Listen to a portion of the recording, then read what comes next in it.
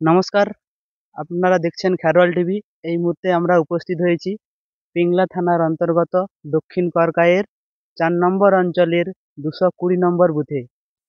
আদিবাসীদের জায়গা কিছু অ-আদিবাসী লোকেরা দখল করে রেখেছে। বারবার বলা সত্ত্বেও তাদের জায়গা ফিরিয়ে দিচ্ছে না।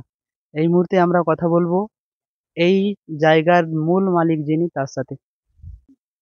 কাকু, আপনার পরিচয়টা? আমি দক্ষিণ করকার ২২০ নম্বর বুথের রমেশ চন্দ্র মুর্মু। আমার পিতা কৃষ্ণ প্রধান মুর্মু।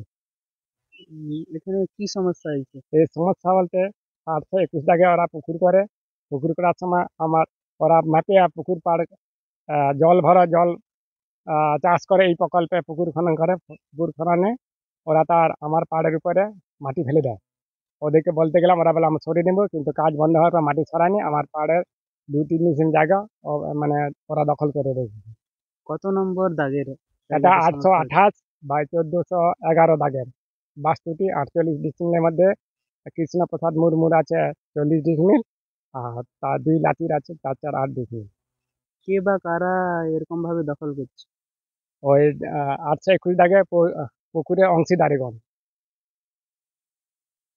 আর এই কালে যখন মাপতে যায় দক্ষিণাংশ আমরা ডিসমিল ৩ পাই। উত্তরাংশ ওরা ডিসমিল ৩ পায়। উত্তরাংশ আমরা ছেড়ে দিয়েছি, তারা চাষবাস করছে।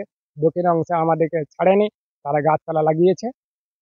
প্রতিকার কি চাইছে? প্রতিকার যাবে তাদের পুকুর ৮২১ দাগে তাদের পুকুর পাড় আলাদা করুক। আমার জায়গা আমি আমার চাষ ভোগ দখল করতে যাতে পারি, তার চেষ্টা চাই আদিবাসী সমাজের কাছে।